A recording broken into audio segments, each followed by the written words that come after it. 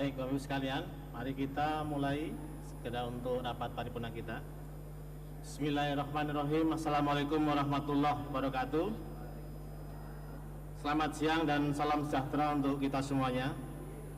Yang terhormat Saudara Menteri Hukum dan HAM beserta jajarannya, yang terhormat seluruh anggota Dewan dan hadirin sekalian yang kami muliakan. Jadi alhamdulillah pada kesempatan kali ini marilah kita memanjatkan puji syukur kepada Allah Subhanahu wa taala atas nikmat karunia-Nya kita diberi kesempatan untuk menghadiri rapat paripurna pada siang hari ini dalam kondisi sehat walafiat. Menurut keterangan dari Sekretariat Jenderal, pada saat ini sudah hadir 286 anggota yang terdiri dari masing-masing fraksi Partai Demokrat 83, kemudian dari fraksi Golongan Karya 55, fraksi Partai Demokrasi Indonesia Perjuangan 44, fraksi Partai Keadilan Sejahtera 24, kemudian dari fraksi Partai Amanat Nasional 29, fraksi Partai Persatuan Pembangunan 15 orang, fraksi Partai Kebangkitan Bangsa 12 orang, fraksi Partai Gerakan Indonesia Raya 12 orang, dan fraksi Partai Hati Nurani Rakyat 7 orang. Bapak-Ibu sekalian, perkenankanlah pada kesempatan kali ini kami nyatakan rapat paripurna tanggal 17 Desember 2013 saya nyatakan terbuka untuk umum. Sidang Dewan yang saya hormati, berdasarkan pasal 59 ayat 1 huruf D Undang-Undang Nomor 24 Tahun 2009 tentang bendera, bahasa, dan lambang negara serta lagu kebangsaan, disebutkan bahwa lagu kebangsaan wajib diperdengarkan dan atau dinyanyikan dalam acara pembukaan sidang paripurna MPR, DPR, DPD, dan DPRD. Berkaitan dengan itu, izinkanlah kami mengajak seluruh hadirin sekalian untuk berdiri dan menyanyikan lagu kebangsaan Indonesia Raya.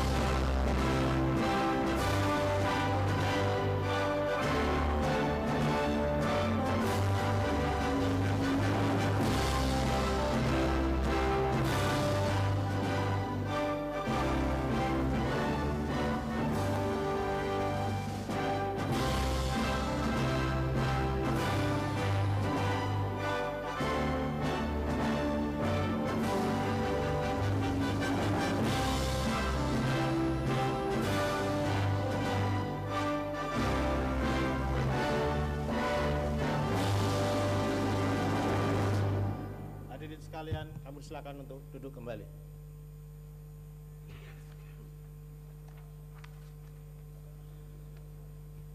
Sesuai dengan jadwal acara rapat-rapat DPR RI masa sidang yang kedua tahun sidang 2013-2014, hasil keputusan rapat Badan Musyawarah DPR tanggal 12 Desember tahun 2013, maka acara rapat paripurna Dewan hari ini: pertama, pembicaraan tingkat 2 atau pengambilan keputusan terhadap rancangan undang-undang tentang perubahan atas Undang-Undang Nomor 30 Tahun 2004 tentang jabatan notaris. Yang kedua, laporan Badan Legislasi DPR RI mengenai prolegnas RUU Prioritas tahun 2014 dilanjutkan dengan pengambilan keputusan. Yang ketiga, laporan kinerja tim pemantau DPR RI terhadap pelaksanaan Undang-Undang Nomor 11 Tahun 2006 tentang pemerintahan Aceh dan pelaksanaan Undang-Undang Nomor 21 Tahun 2001 tentang otonomi khusus bagi Provinsi Papua tahun 2013 dilanjutkan dengan pengambilan keputusan. Yang keempat, laporan kinerja tim pengawas penyelesaian persengketaan pertanahan dan konflik agraria tahun 2013 dilanjutkan dengan pengambilan keputusan. Yang kelima, laporan kinerja tim pengawas perlindungan TKI di luar negeri tahun 2013 dilanjutkan dengan pengambilan keputusan. Baik, terima kasih kami sampaikan pada Saudara Abdul Qadir Gading, SPI MSI A155 atas penyampaian program legislasi nasional RUU prioritas tahun 2014. Bapak Ibu sekalian, sidang Dewan yang kami hormati, dengan telah dibacakannya untuk program interupsi pimpinan. Silakan. Lady Hanifa A66 fraksi PKS. Silakan Bu Ledia. Ya, Sumaryati Aryoso A32. Oke Asokawati A288. Yang pertama, silakan. Iya, terima kasih pimpinan. Daftar pimpinan. Ya, sudah. Pimpinan dan anggota DPR RI yang terhormat, pada kesempatan ini saya ingin menyampaikan terkait dengan dua hal. Yang pertama terkait dengan Undang-Undang RUU Pertembakauan yang berada di nomor urut 51 terkait RUU yang diusulkan masuk di dalam prolegnas prioritas. Dalam pandangan saya dan juga beberapa anggota Dewan, kita akan melihat bahwa sesungguhnya ketika RUU tentang pertembakauan ini tidak memberikan perlindungan pada tiga aspek. Pertama, kesehatan ibu dan anak, karena kita tahu betul bahwa kesehatan ibu dan anak seringkali terabaikan karena industri rokok yang sedemikian kuatnya dan kemudian perilaku merokok yang berlaku di masyarakat. Yang kedua, juga kita perlu memberikan perlindungan yang secara spesifik diberikan kepada petani tembakau. Bagaimanapun juga petani tembakau ini berada pada kondisi yang sangat sulit karena lebih dari 50% tembakau yang dipergunakan untuk industri rokok di Indonesia berasal dari impor. Dan kemudian mereka mendapatkan tekanan yang luar biasa sehingga menjual tembakau yang mereka tanam itu dengan harga yang sangat murah. Di mana letak perlindungan kepada petani tembakau ini? Yang ketiga, dalam pengamatan kita, industri rokok di Indonesia memberikan kesejahteraan yang luar biasa kepada pemiliknya, kepada pengelolanya, tetapi memberikan kesulitan yang luar biasa kepada buruh-buruhnya yang mayoritas juga adalah perempuan dan mereka tidak mendapatkan kesejahteraan yang baik. Jadi saya mengusulkan jika tidak mampu mencakup perlindungan terhadap tiga hal yang saya sebutkan tadi, saya berharap Badan Legislasi tidak perlu membahas rancangan undang-undang tentang pertembakauan. Baik, terima kasih Bu Lydia. Pimpinan interupsi. Sumaryati Aryoso. Interupsi pimpinan. Ciptaning, Ripka Ciptaning 342. Interupsi pimpinan. Di belakang. Pimpinan A520 Ramadan Pohan. Kita urutkan dulu ya, yang tadi Mbak Citaning, atau langsung mau menanggapi? Ya, kita urutkan dulu ya biar Saya mau usul. ya. Baik, sudah dicatat sini. Berikutnya Ibu Sumaryoso. Baik, terima kasih. Assalamualaikum warahmatullahi wabarakatuh. Pimpinan dan teman-teman anggota DPR yang kami hormati dan juga Bapak Menteri Hukum dan HAM yang berada di sini. Saya merasa heran kok Balik DPR RI sangat getol untuk mengajukan RUU pertembakauan, seolah-olah begitu pentingnya, padahal yang lalu pun banyak yang belum selesai dan juga saat ini adalah tahun pemilu sehingga tentunya pembahasannya akan merupakan suatu banyak kesulitan. Kami mewakili seperti juga Ibu Lydia, ibu hamil, bayi, balita, penduduk miskin yang uangnya terkuras untuk beli rokok dan membayar cukai, Asosiasi Masyarakat Korban Rokok Indonesia, Profesi Kesehatan, LSM bidang kesehatan, bahkan juga mereka yang pendukung perilaku hidup sehat termasuk Komite Perlindungan Anak Indonesia. Sungguh sangat memprihatinkan bahwa RUU yang semula banyak ditolak fraksi sehingga diberi tanda bintang yang baru sekali ini di DPR sekarang diloloskan menjadi RUU prioritas 2014. Sementara tanda bintang belum dihapus, kami tahu bahwa Balik telah membentuk panja dan mengundang berbagai pihak termasuk industri rokok yang Bahkan ada yang melaporkan banyak berperan di dalam pembuatan RUU ini. Tetapi masyarakat korban rokok yang penderita kanker dan berbagai penyakit lainnya meminta dikunjungi pun tidak dilaksanakan. Kemudian kalau dikatakan RUU ini membela para petani tembakau, seperti disampaikan yang terdahulu, ini adalah rekayasa. Bahkan petani-petani yang berusaha di bidang lain lebih sejahtera daripada petani tembakau.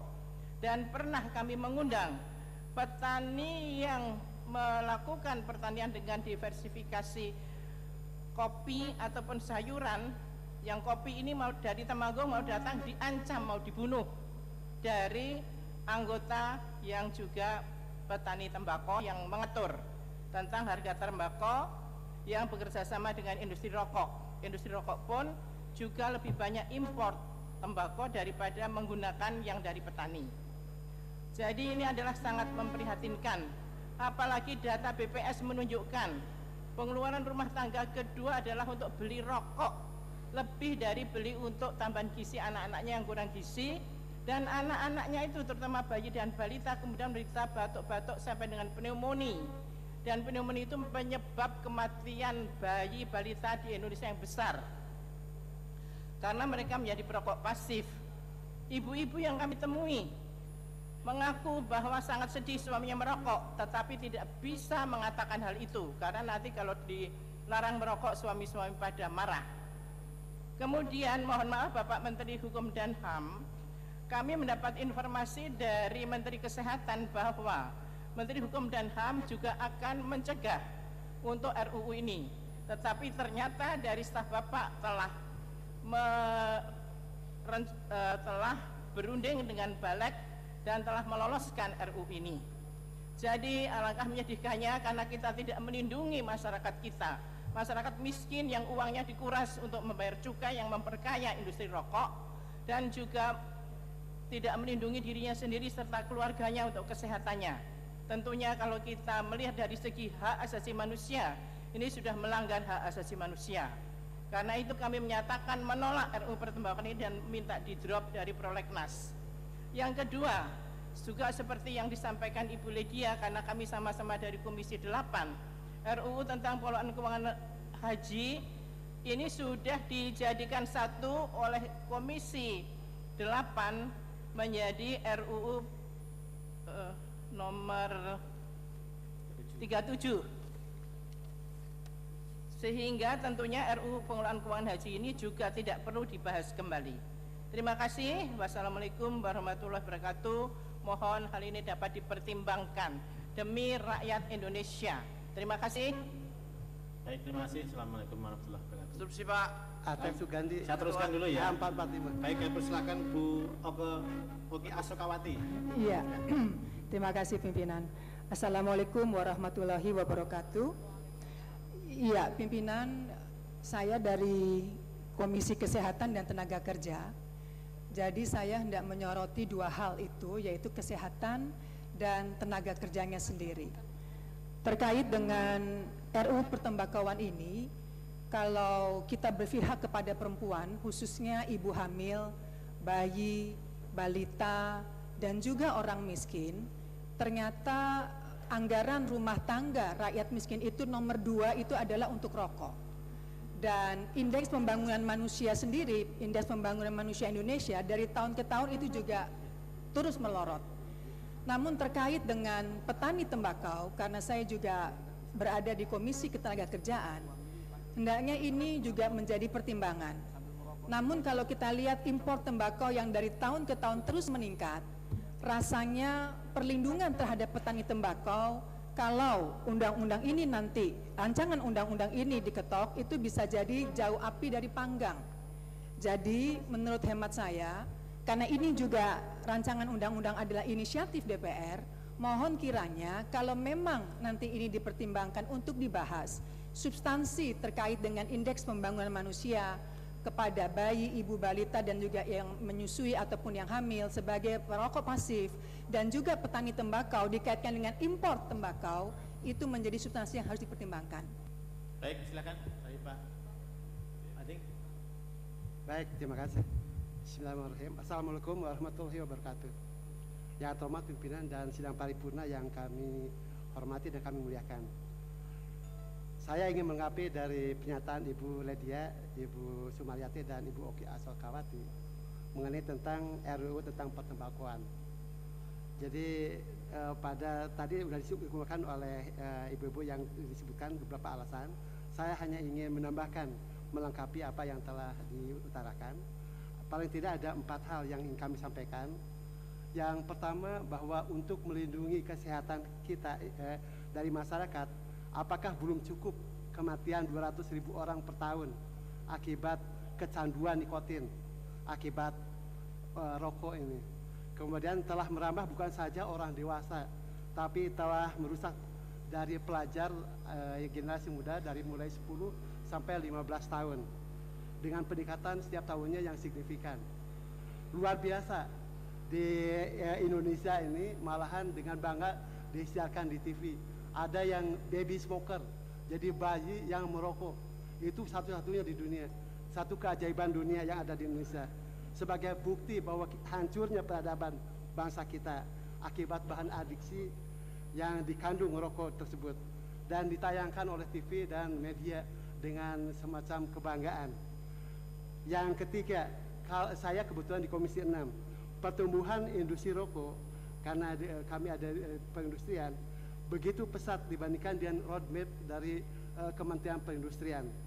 Di luar dari dugaan pesatnya tersebut, jadi bukan industri rokok yang memerlukan undang-undang, tapi justru rakyatlah yang harus dilindungi sebagai hak kesehatannya melalui undang-undang.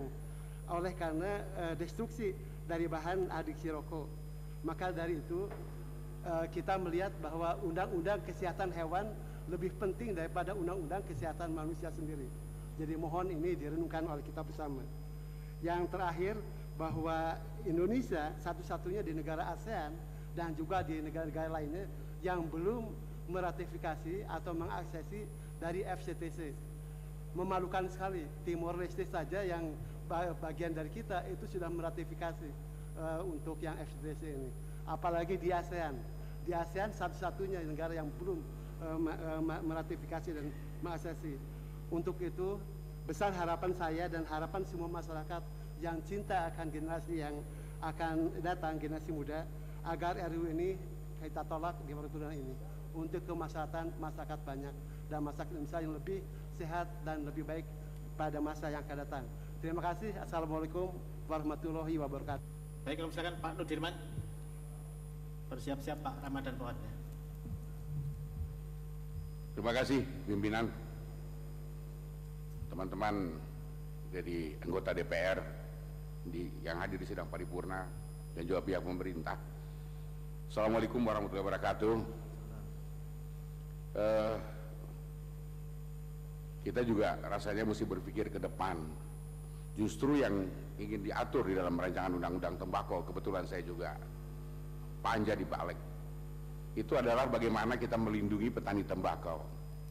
Jadi kalau ada hal-hal yang berhubungan dengan perlindungan kepada petani tembakau, itu yang melalui fraksinya tentu bisa disampaikan kalau nanti memang pembicaraan ini akan dilanjutkan ke arah pembicaraan tingkat 2. Yang kedua, rokok impor tidak bisa kita hentikan merajalela di negara kita. Dari Sabang sampai Merauke kita akan temukan Marlboro. Lalu kenapa kita diam aja? Kenapa itu nggak kita atur? Nah, sedangkan di lain pihak kita menghancurkan industri rokok kita sendiri, sehingga kebanggaan rokok kretek kita itu menjadi musnah, menjadi barang peninggalan sejarah. Apa tembakau Deli, tembakau Besuki, itu cuma tinggal sejarah aja, sejarah kenangan masa lalu, dengan alasan itu masalah kesehatan.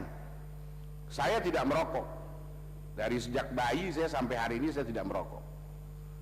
Tapi kan kita sudah imbangi dengan catatan-catatan, dengan iklan-iklan bahwa rokok itu berbahaya bagi kesehatan.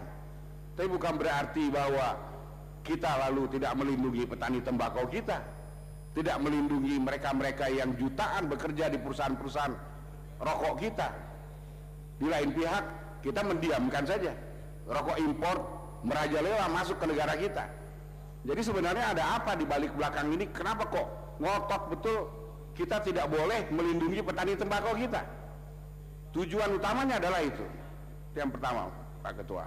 Yang kedua, saya sebetulnya sangat sepakat kalau undang-undang kepolisian negara itu masuk dalam prolegnas. Cuma sekarang ini kita sedang membahas RUU KUHP. Kalau kita bahas lagi RUU tentang kepolisian negara seiring, bahkan mungkin nggak sejalan kalau menurut saya. Kenapa? Karena di belakangan ini beban kerja kita terlalu berat. Karena itu harapan saya, dalam RUU prolegnas yang sekarang ini, maksud saya RUU kepolisian negara, itu bisa kita tunda untuk masa yang akan datang sampai RUU KUHP ini selesai. Sebab kalau RUU KUHP tidak selesai, nggak ada gunanya juga RUU kepolisian negara kita masukkan. Karena untuk bagaimana, sedangkan KUHP itu kita membicarakan tugas dan kewenangan penegak hukum, khususnya kepolisian negara. Jadi usul saya justru RUU kepolisian negara ini kita drop di dalam prolegnas, dan RUU pertembakauan tetap masuk dalam prolegnas. Terima kasih Pak Ketua, hanya itu. Baik, terima kasih Pak Nudirman Mudir. Kami persilakan Pak Ramadan Pohan bersiap-siap interupsi. Ya. Terima kasih pimpinan. Bismillahirrahmanirrahim. Assalamualaikum warahmatullahi wabarakatuh. Selamat siang, salam sejahtera buat kita semua. Pimpinan, tadi sudah disampaikan oleh beberapa rekan-rekan DPR RI terkait dengan RUU tembakau. Dalam hal ini saya juga ingin menyampaikan pandangan saya terkait RUU tembakau ini. Yang pertama, bahwa saya sepakat dengan pernyataan bahwa perlindungan terhadap petani tembakau kita termasuk di dalamnya itu memang harus dilakukan. Sebagaimana kita harus melakukan perlindungan terhadap para petani kita seperti petani coklat, petani kopi, petani untuk beras dan sebagainya.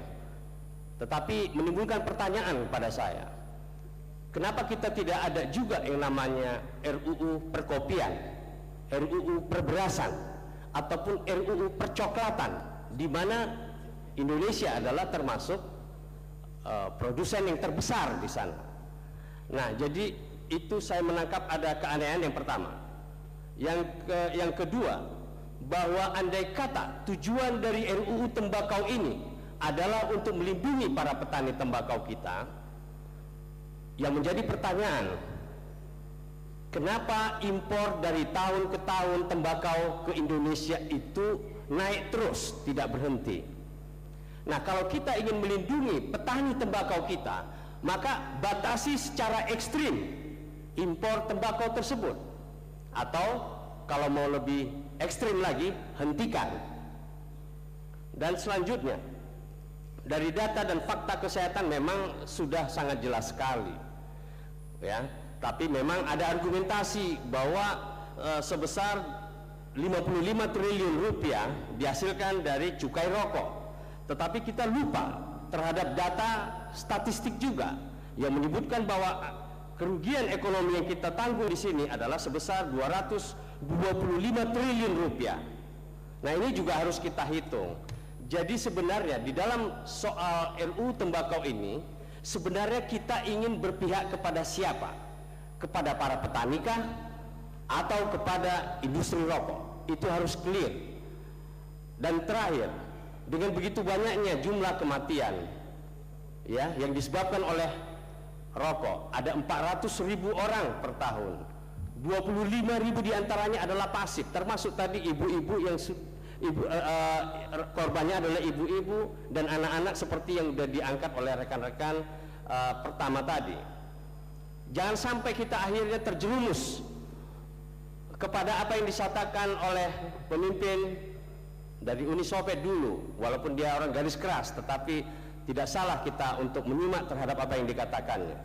Ketika terjadi korban 1-2 orang, kita mengatakan itu sebagai tragedi. Tetapi ketika yang meninggal itu adalah ribuan dan jutaan, maka dia hanya tinggal sebagai statistik saja. Ini harus kita perhitungkan, pimpinan. Akhirnya saya ingin mengatakan bahwa kita harus timbang secara lebih jelas arah dari RUU tembakau ini. Apakah lebih banyak manfaatnya atau mudaratnya? Dan kajian yang lebih dalam ini belum muncul. Bahkan yang aneh lagi adalah perlindungan terhadap kesehatan manusia atas bahaya rokok itu juga belum, kenapa tidak dinaikkan di balik. Nah, ini juga bisa akan menetralisir keadaan.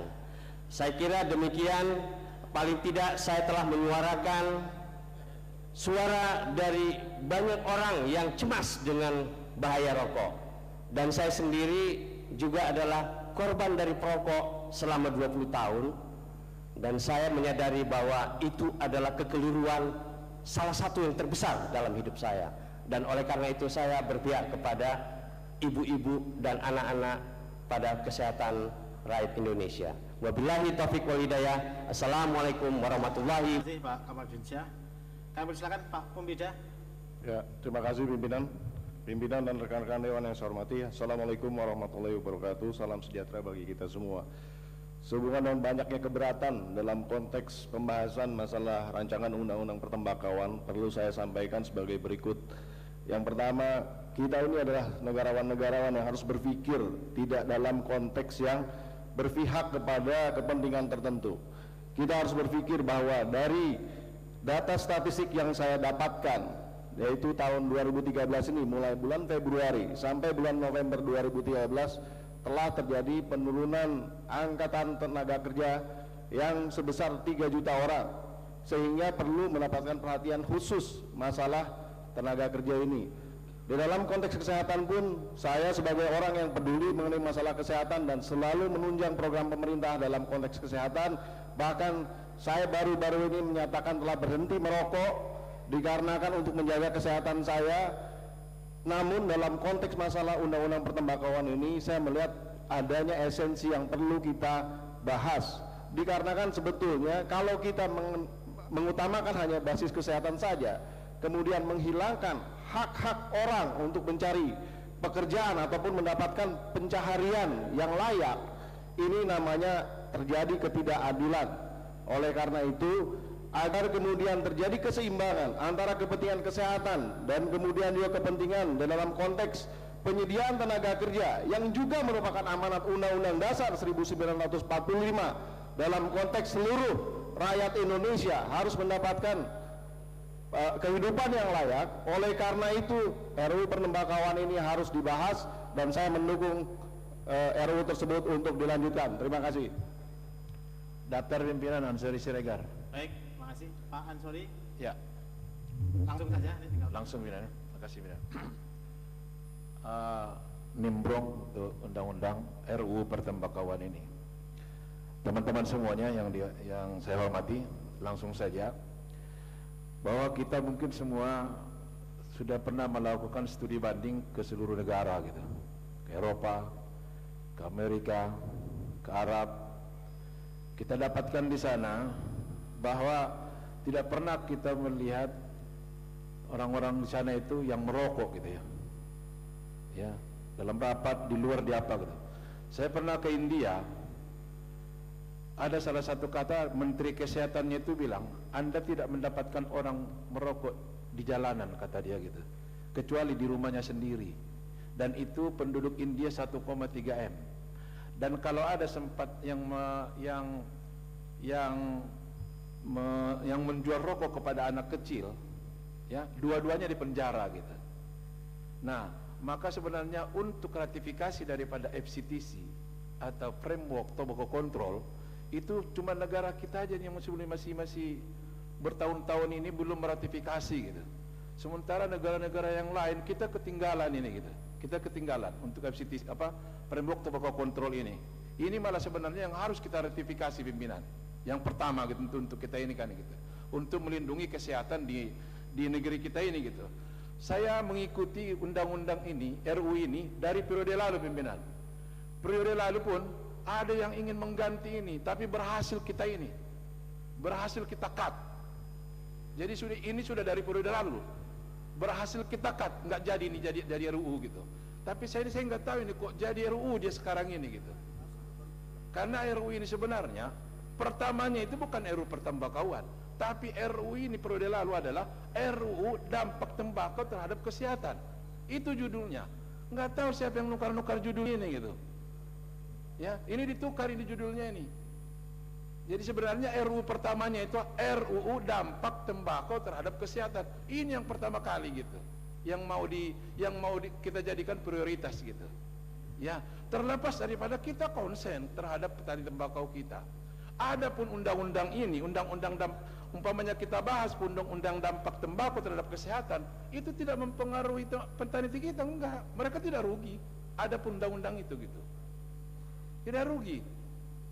Ya, jadi mohon pimpinan kalau RUU dengan judul RUU pertembakauan, saya Ansori Siregar dari fraksi PKS menolak. Ya, kalau masih RUU pertembakauan, tapi kalau RUU dampak tembakau terhadap kesehatan itu yang pertama kali diusulkan dulu gitu. Ya. Ya nanti kita carikan pamannya, kalau pamannya petani-petani tembakau juga kita konsen, kita carikan buat mereka ininya. Ada pun RUU ini enggak merugikan mereka kok. Ya, ya kita lihat siapa yang punya pabrik-pabrik rokok yang sekarang ini semuanya, kalau kita ingin mengkayakan orang luar aja gitu. Ya. Jadi minat saya ya bersama teman-teman yang dahulu tadi, ya kalau bisa ini ya dikembalikan kepada judul semula. Ya, bahwa RUU semuanya judul semulanya itu adalah dampak tembakau terhadap kesehatan. Itu judulnya pertama. Ya, jangan dirubah kepada yang sekarang gitu. Makasih pimpinan. Baik. Pimpinan Aryo Bimo pimpinan. Silakan Pak Aryo Bimo.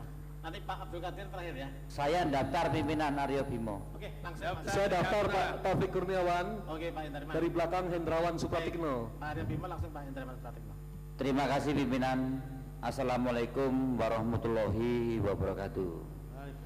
Yang saya hormati pimpinan, kawan-kawan anggota dewan, saya sebenarnya tadi hanya mendengarkan, tapi tergelitik mengenai hal-hal yang terkait dengan RUU pertembakauan. Kebetulan saya juga sebagai penasehat Asosiasi Petani Tembakau Jawa Tengah. Saya mengerti persis ya, tarik-menarik masalah pertembakauan kita ini ya. Bahkan kita sudah saling seudon antara yang pro dan kontra.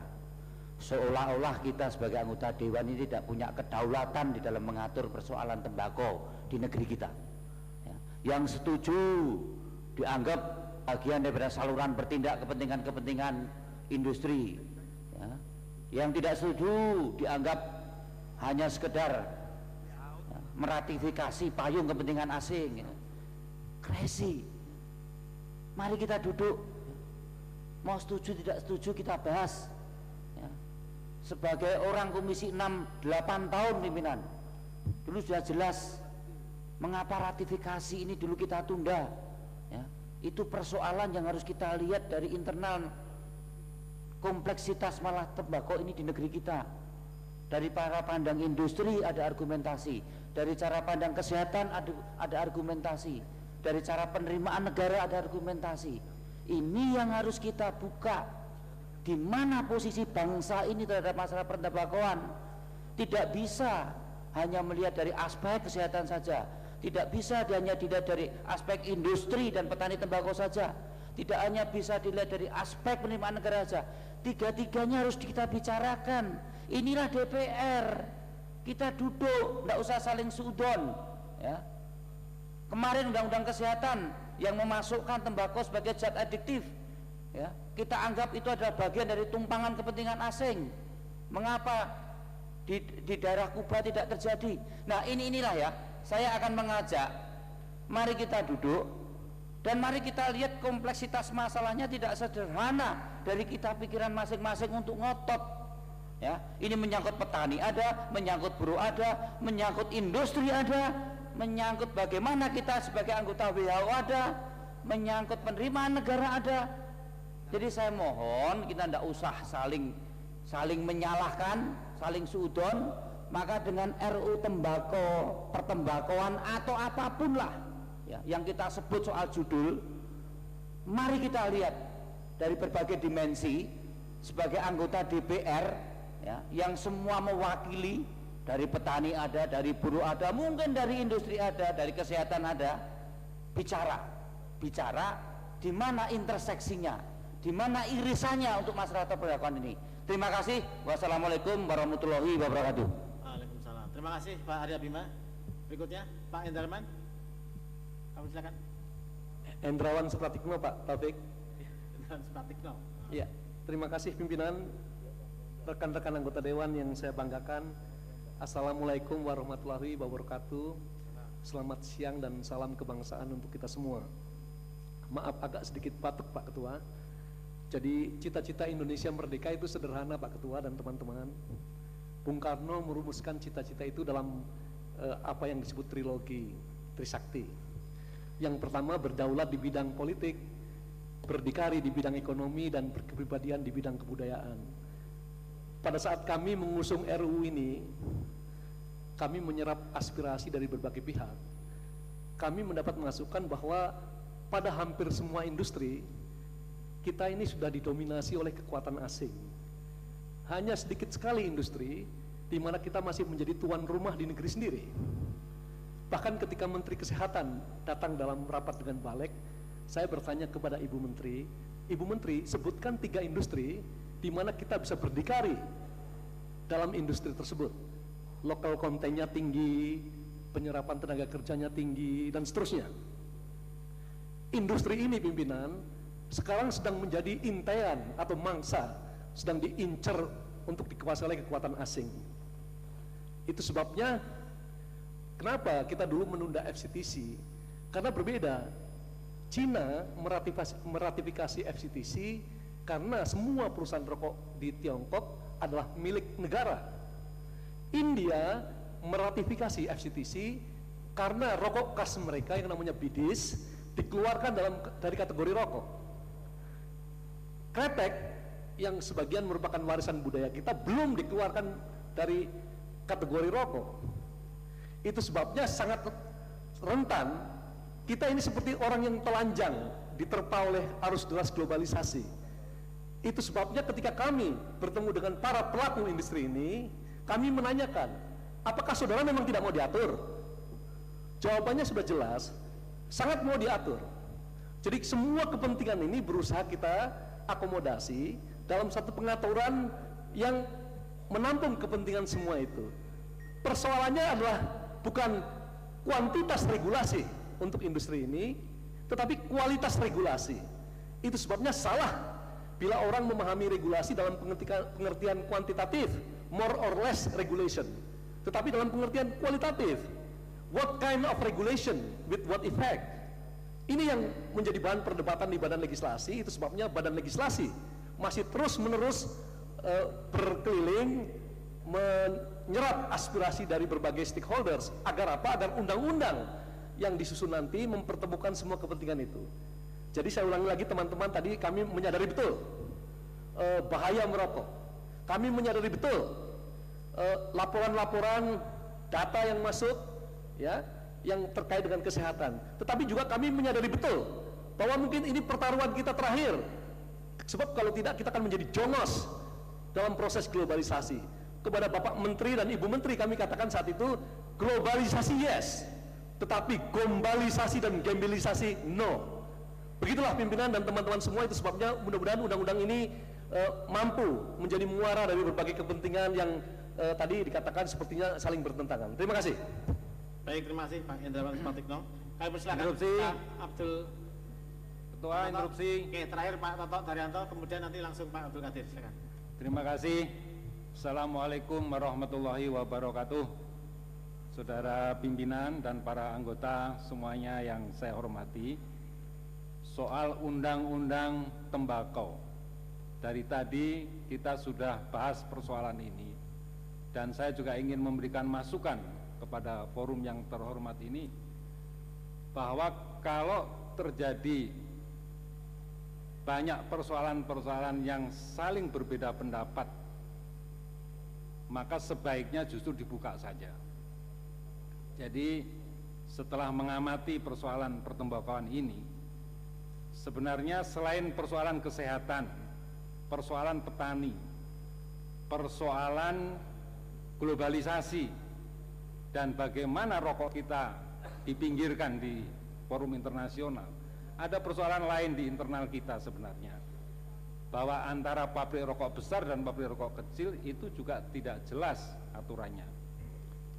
Jadi daripada ini persoalan dibiarkan berlarut-larut, maka kami condong bahwa undang-undang pertembakauan ini harus bisa memuat seluruh persoalan-persoalan yang terkait dengan aspek pertembakauan di kalangan petani, aspek industrinya di kalangan rokok internal, dan bagaimana kita mensikapi sikap global terhadap rokok kretek kita ini. Jadi saudara pimpinan, kami dari Partai Amanat Nasional, kami sudah komunikasi juga dengan berbagai asosiasi, baik itu petani maupun pabrik-pabrik rokok, terutama di daerah Malang. Jadi kami melihat bahwa ini penting untuk diagendakan. Tetapi tidak boleh hanya dilihat dari satu aspek saja. Kita harus melihat dalam perspektif yang luas dan bersikap adil. Kita tidak boleh menutup mata. Pemerintah tidak boleh abai. Kalau memang rokok itu dipandang sebagai salah satu sumber untuk APBN kita, maka perlakuannya harus bersikap adil. Tapi kalau memang rokok itu mau dibatasi, maka bagaimana cara membatasi secara adil? Jadi itu persoalannya yang saya kira perlu dibahas lebih lanjut dalam undang-undang pertembakauan ini.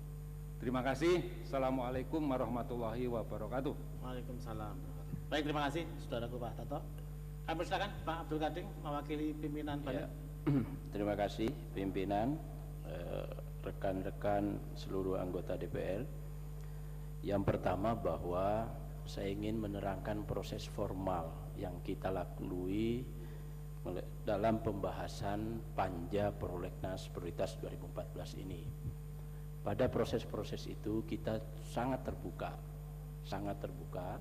itu yang pertama. Yang kedua, seluruh unsur fraksi dan komisi ada di dalamnya.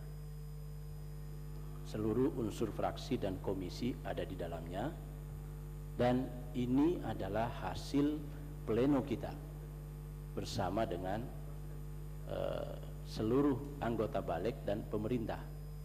Bahkan di dalam pembahasan kita mengikutkan DPD sebagai konsekuensi keputusan Mahkamah Konstitusi. Itu yang pertama. Yang kedua, pada saat kita memutuskan hasil pleno ini, seluruh fraksi menyatakan pandangan mini fraksinya yang ditandatangani oleh ketua fraksi dan sekretaris fraksi. Jadi ini saya kira harus kita satu paham dulu. Jadi kalau seandainya di dalam proses ini ada yang tidak masuk, ada yang tidak setuju, tentu kami tidak bisa memonitor satu persatu dari 560 anggota DPR ini. Kami tentu pakai saluran yang ada, yaitu fraksi maupun poksi-poksi maupun anggota yang ada di Balik masing-masing. Tanpa tidak ingin mengatakan bahwa ini ada kesalahan siapa, bukan, tetapi tolong ini dipahami sebagai proses formal kita berorganisasi dan berkonstitusi dan melaksanakan rapat-rapat di DPR ini. Nah, memang di dalam pembahasan ini kita berdebat panjang karena ada beberapa faktor. Faktor yang pertama, kita menyadari selama ini bahwa undang-undang RUU prioritas itu tidak pernah kita selesaikan secara tuntas. Nah, oleh karena itu kita mencoba betul dengan sekerah tenaga bagaimana mengurangi undang-undang prioritas yang ada sekarang ini. Karena kita menyadari betul bahwa tahun ini waktunya sangat sempit, masa-masa sidang yang kita lewati sampai pemilu, bahkan sampai akhir masa jabatan kita. Yang kedua, kita diselah oleh pemilu. Nah, masa pemilu bagi politisi kayak kita ini, saya kira efektifnya itu kan kira-kira setelah Februari sampai April ini kita tidak terlalu efektif. Kita bisa baru efektif lagi setelah April setelah pemilu, itu pun persiapan pilpres. Nah ini itu menjadi pertimbangan-pertimbangan kita bahwa kenapa tidak seluruh usulan yang dari masyarakat, usulan dari fraksi, usulan dari komisi atau orang per orang tidak semua kita akomodasi pada kesempatan ini. Ada 117 rancangan undang-undang yang diusulkan, kita akhirnya mengambil keputusan dengan sangat terpaksa. Pemerintah pun kita paksa juga hanya mengusulkan 2 atau 3 rancangan undang-undang dari 12 yang diusulkan misalnya. Nah itu proses-proses yang sudah kita lalui. Memang ada syarat yang kita tetapkan pada saat pembahasan undang-undang selain tadi yang saya sampaikan. Yang pertama adalah rancangan undang-undang yang diajukan ini paling tidak dia masuk dalam prolegnas yang ada. Itu kesepakatan kami di Balik. Yang kedua, dia memiliki naskah akademik. Kalau tidak kita coret. Karena tidak memungkin dengan menghitung waktu harus nyusun naskah akademik, harus nyusun begitu banyak proses lagi yang lewati. Jadi 2 syarat utama itu yang kita jadikan patokan kenapa sebuah undang-undang dicoret di dalam badan legislasi. Ini mudah-mudahan bisa menjadi kesepahaman kita. Terkait dengan satu undang-undang tentang BPK, undang-undang BPK ini adalah inisiatif dari anggota-anggota yang masuk dan sudah dibahas sepanjang ini. Begitu pula saya ingin mengatakan bahwa undang-undang BPK ini juga sudah diplenokan dan semua unsur-unsur fraksi juga menyepakati, kecuali kalau tidak salah ada masuk surat terakhir itu pun pas proses berjalan itu dari Partai Golkar. Itu satu. Yang kedua undang-undang tentang kepolisian, sebenarnya cara berpikir teman-teman di Balik adalah bahwa undang-undang kepolisian ini kan bagian dari penegak hukum kita yang sekarang ini kita sedang membahas undang-undang tentang KUHP kita dan atau KUHP kita sedang bahas, di mana otomatis fungsi-fungsi kejaksaan ya, fungsi-fungsi kepolisian itu harus diatur sedemikian rupa agar menyesuaikan nanti dengan undang-undang atau semangat daripada undang-undang KUHP yang sedang diproses dibahas ini. Karena kalau tidak itu tentu akan tetap mau tidak mau niscaya kita harus melakukan perubahan. Di samping itu undang-undang kepolisian memang harus ada penegasan dari 2 hal. Dari sisi koordinasi selama ini antar penegak hukum memang harus dirasakan masih ada kelemahan-kelemahan di sana. Yang kedua, tumpang tindih antara kewenangan dari semua penegak hukum yang ada di negeri ini harus kita tak ulang dan semakin mendorong profesionalisme kepolisian. Yang terakhir yang ingin saya sampaikan adalah soal undang-undang pertembakauan. Undang-undang pertembakauan ini itu jangan dilihat tembakaunya. Sekali lagi tolong kawan-kawan, teman-teman jangan melihat tembakaunya saja. Sebenarnya dalam undang-undang pertembakauan ini ada beberapa hal yang perlu kita atur, yaitu ada beberapa faktor yang berpengaruh di dalamnya. Yang pertama adalah faktor petani tembakau. Yang kedua adalah faktor industri rokok. Yang ketiga adalah kesehatan kita. Yang keempat adalah pemasukan ekonomi karena adanya cukai tembakau itu. Dan faktor lain bahwa tembakau adalah merupakan budaya bangsa, heritage ya, peninggalan leluhur kita. Nah, kita ingin sesungguhnya di sini mengatur seluruh kepentingan-kepentingan ini supaya terakomodasi dalam ruang lingkup kebangsaan kita.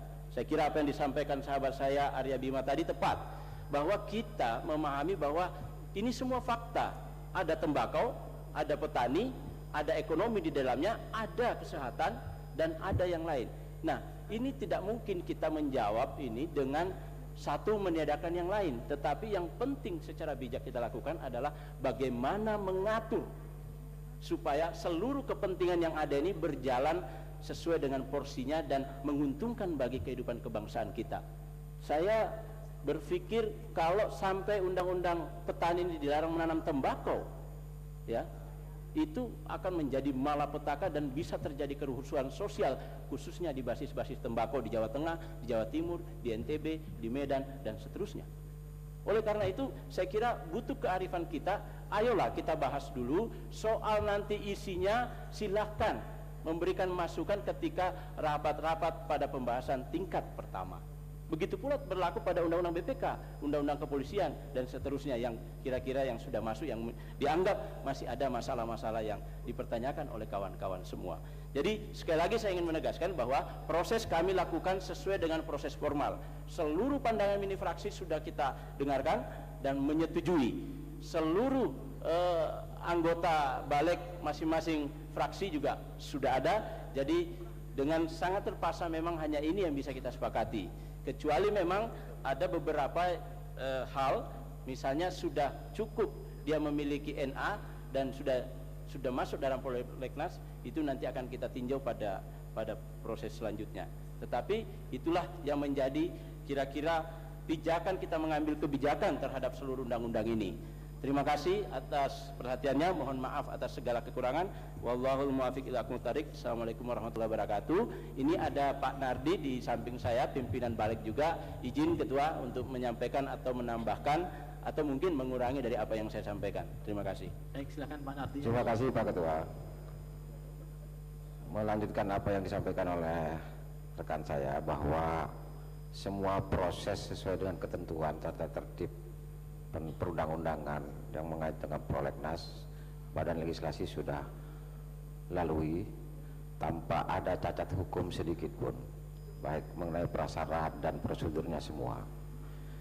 Kemudian saya ingin mengingatkan kembali kepada kita semua bahwa putusan prolegnas pada sidang yang terdahulu, judul undang-undang pertembakuan ini menjadi perdebatan yang sangat panjang.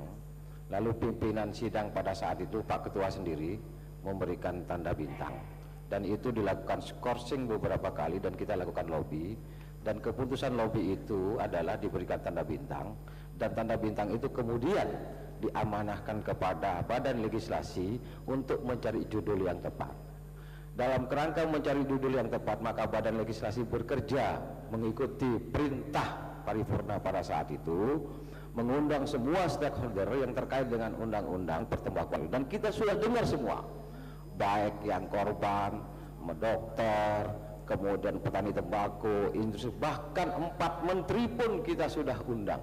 Menteri Perdagangan, Menteri Pertanian, Menteri Kesehatan, Menteri Tenaga Kerja, semua kita undang dan kita dengar, semuanya kita dengar, agar kita mengambilkan keputusan yang tepat dan pantas untuk kepentingan bangsa dan negara yang kita cintai ini. Oleh karena itu kita masih berkesimpulan bahwa ini harus tetap jalan. Kenapa demikian? Karena kita ingin mengakomodir seluruh kepentingan itu. Sesungguhnya apa yang diusulkan oleh Pak Arya Bima, kemudian Pak Toto, itu sangat saya hormati dan saya sangat hargai. Bahwa itulah yang menjadi cita-cita kita semua di Badan Legislasi, bahwa keputusan ini nanti tidak merugikan semua pihak, tidak merugikan satu pihak, tetapi keuntungan untuk semua pihak, dan itu untuk kepentingan bangsa dan negara.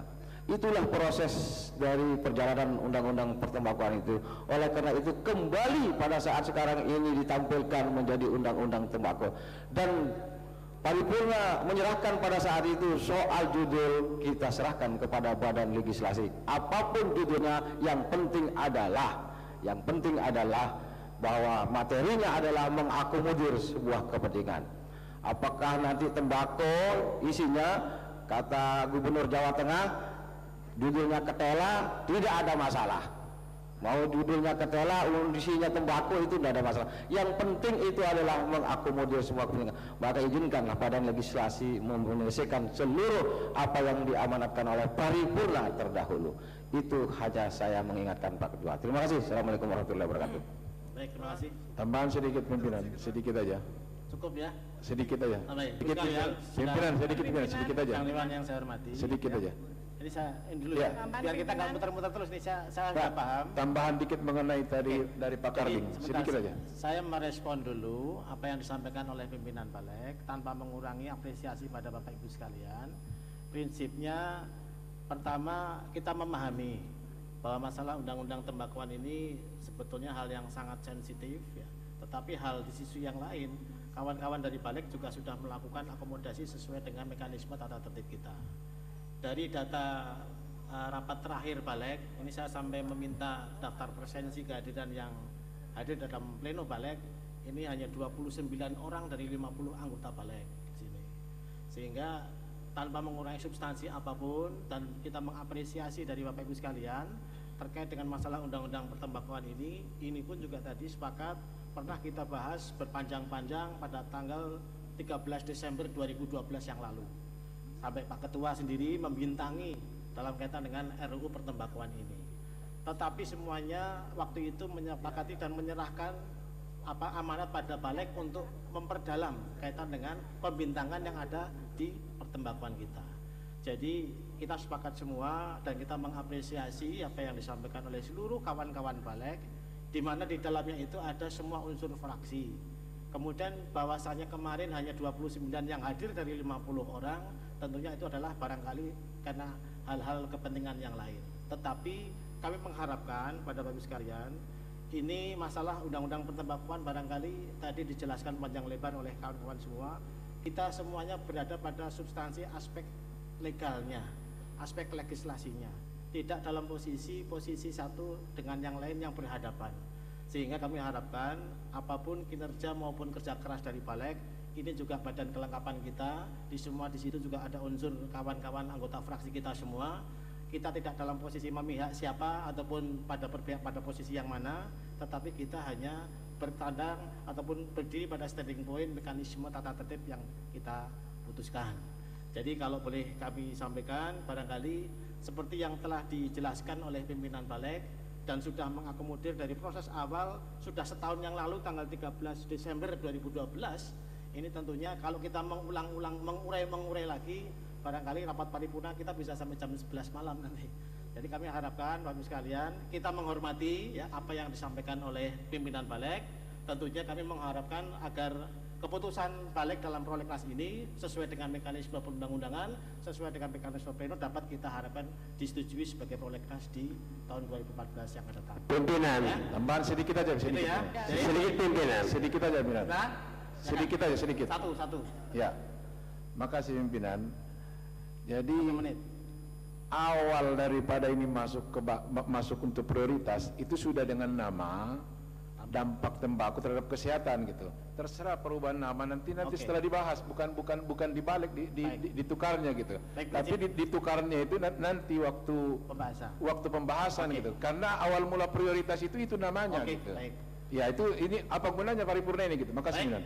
Dapat disetujui ya prolegnas kita. Pimpinan belum setuju Pak. Belum masih lonjong pimpinan. Mohon maaf Pak.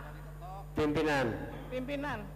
Bapak Ibu sekalian, kita barangkali nanti apa yang disampaikan oleh Balik, kita dalam posisi standing point masih banyak 3 agenda kita. Kalau itu nggak ada gunanya paripurna pimpinan. Baik ya. Baik. Pimpinan. Nanti apa yang disampaikan oleh masukan Bapak Ibu sekalian menjadi catatan dari Balik semuanya, termasuk judul ataupun substansi apapun, ini menjadi poin pembahasan dari utusan fraksi yang ada di Balik. Setuju ya? Tapi yang pimpinan namanya kenapa tidak sekarang pimpinan? Bukan itu Bang. Sekarang aja pimpinan. Kita langsung pada posisi untuk meneruskan pada pembahasan di undang-undang. Bukan Pak Taufik, bukan begitu Pak. Baik ya. Setuju ya. Baik. Pimpinan. Sekalian, Pimpinan interupsi, pimpinan. Pimpinan interupsi. Dengan ini kita mengharapkan dari unsur pemerintah untuk bisa disampaikan dalam pandangan untuk penetapan dalam kaitan dengan Undang-Undang Prolegnas RUU 2014 yang akan datang. Demikian kami persilakan pada dari Kementerian Hukum dan HAM beserta jajarannya untuk bisa memberikan persetujuan maupun hal-hal yang terkait dengan tindak lanjut dan persetujuan dari paripurna ini. Kami persilakan pada ganti judul dulu pimpinan. Tentunya semua unsur pertanyaan pendalaman materi yang sudah dibahas tanpa mengurangi substansi apresiasi kita, ini sudah dibahas dalam kaitan dengan setahun yang lalu, itu menjadi keputusan kita bersama-sama. Demikian kita persilahkan pada Saudara Menteri Menkumham untuk bisa meninggalkan tempat dan kemudian kita skors waktunya pada beberapa menit untuk kita tidak lanjut kembali.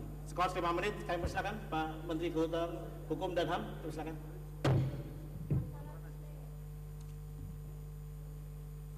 Belum setuju semua kok sudah ditutup ya. Itulah gunanya pimpinan, ketok. Pak Takur. Gimana ini? Baik. Pak Taufik. Pak Taufik. Bapak. Baik Bapak Ibu sekalian, Berikutnya adalah kaitan dengan agenda kita yang berikutnya, yaitu laporan kinerja tim pemantau DPR RI terhadap pelaksanaan Undang-Undang Nomor 11 Tahun 2006 tentang Pemerintahan Aceh dan pelaksanaan Undang-Undang Nomor 21 Tahun 2001 tentang otonomi khusus bagi Provinsi Papua tahun 2013 dilanjutkan dengan pengambilan keputusan. Kami persilahkan Saudara Yoris Rawe untuk menyampaikan laporan untuk terkait dengan laporan tim pemantau Aceh dan Papua ini. Waktu dan tempat kami silakan.